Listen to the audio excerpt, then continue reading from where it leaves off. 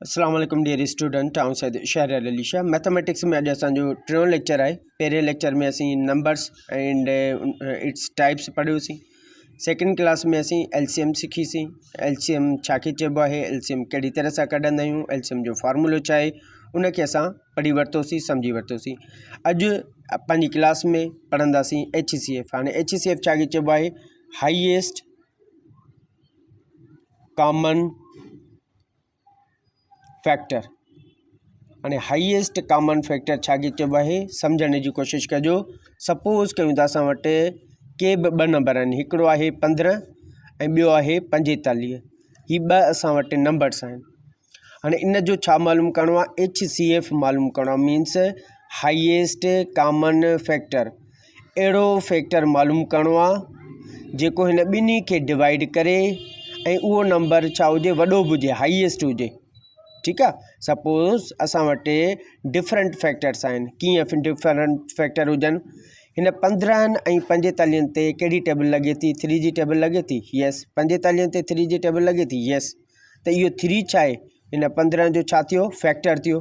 छो जो ही 3 45 खे डिवाइड करे सघे थो, ही 3 जेको आहे 15 खे बि डिवाइड करे सघे थो। इट मीन्स ही 3 असांजो छा आहे, फैक्टर।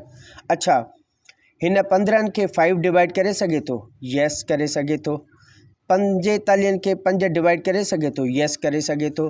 सो 3 ऐं 5, हिते बि ॾिसो 3 ऐं ही 5 ॿई हिन 45 15 जा फैक्टर आहिनि, यस आहिनि।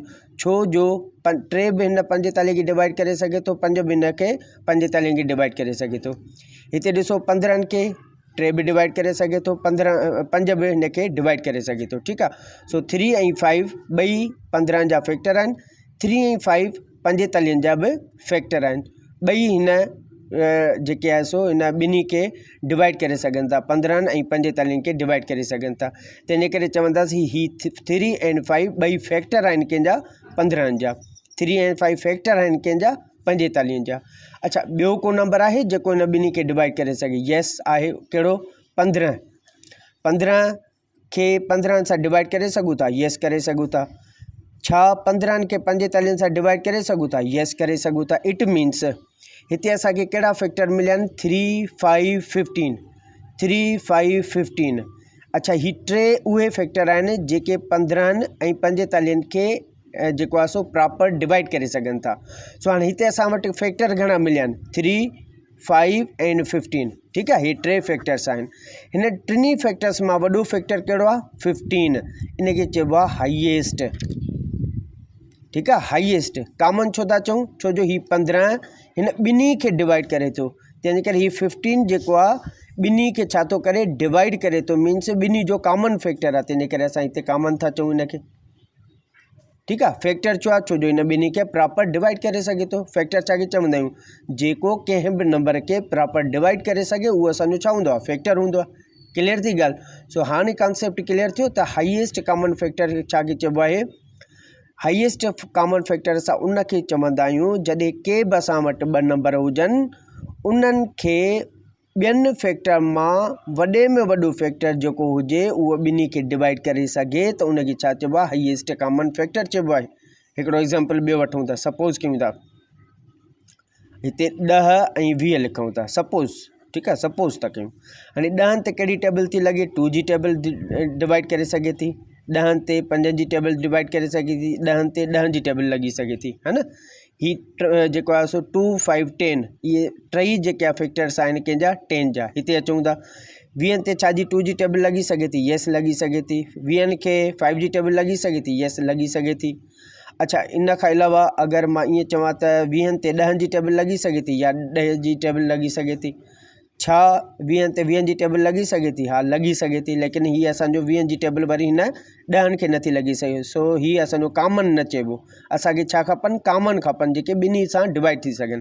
हाणे ॾिसो 5 2 5 10, 2 5 10, ही 3 उहे कॉमन फैक्टर्स आहिनि जेके 10 खे बि डिवाइड करे सघनि था, 20 खे बि डिवाइड करे सघनि था। सो ही 3 फैक्टर्स असां वटि मौजूदु आहिनि, 2 5 10।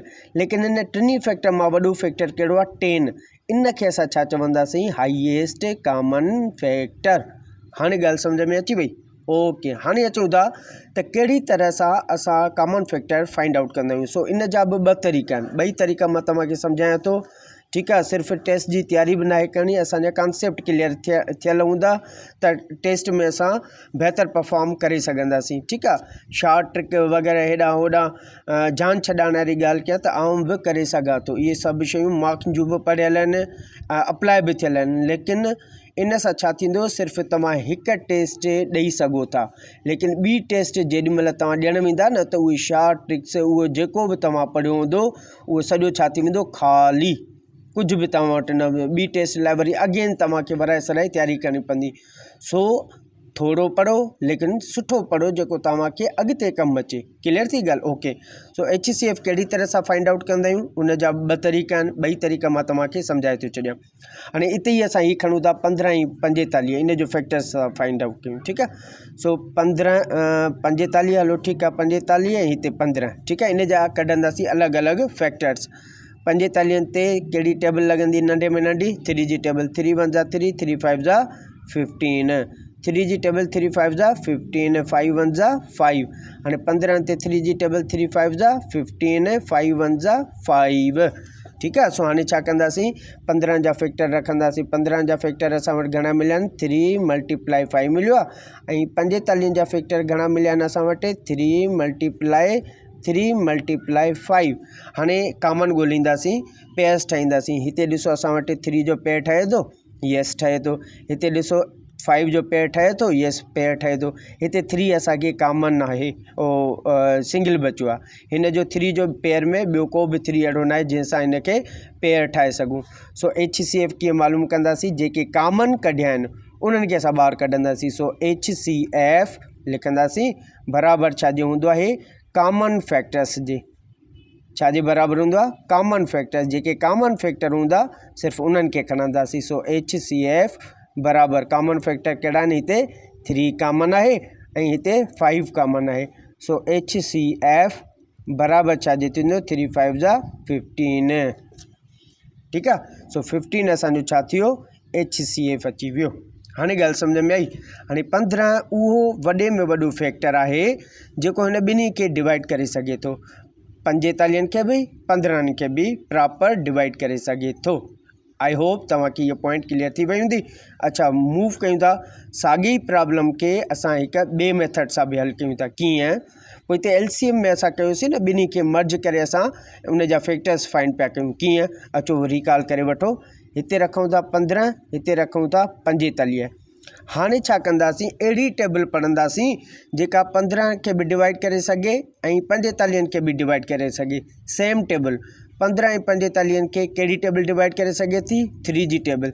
3 5 जा 15, 3 जी टेबल 45 ते घणा दफ़ा लॻंदी, 15 चकर। ठीकु आहे, सो हाणे हिते ॾिसो असां वटि छा बचियो आहे, 5 बचियो आहे ऐं 15 बचियो आहे। ठीकु आहे, सो हाणे अहिड़ी सेम टेबल लॻाइणी आहे, ॿी कान। LCM में छा पिया कयूं असां, 3 जी टेबल लॻाए 15 खे ख़तमु पिया कयूं ऐं 5 खे असां हेठि पिया लाहे अचूं। हिते HCF में ईअं नाहे करिणो। HCF में कॉमन जेकी टेबल हूंदी उहा लॻाईंदासीं। हाणे 5 ऐं 15 ते कहिड़ी टेबल लॻी थी सघे, 5 जी। ठीकु आहे, 5 जी टेबल 5 ते लॻी सघे थी, 5 जी टेबल 15 ते बि त लॻी थी न, यस।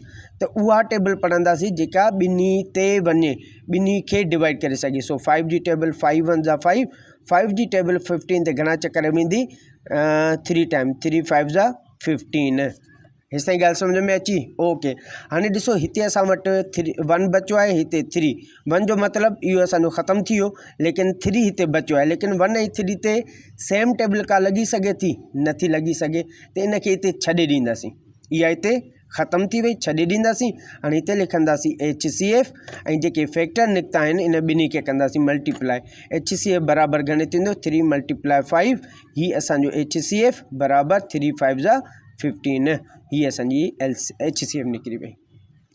आई होप तव्हांखे इहो पॉइंट क्लियर थी वेंदी। अगरि न त हिकिड़ो ॿियो एग्ज़ाम्पल वठूं था।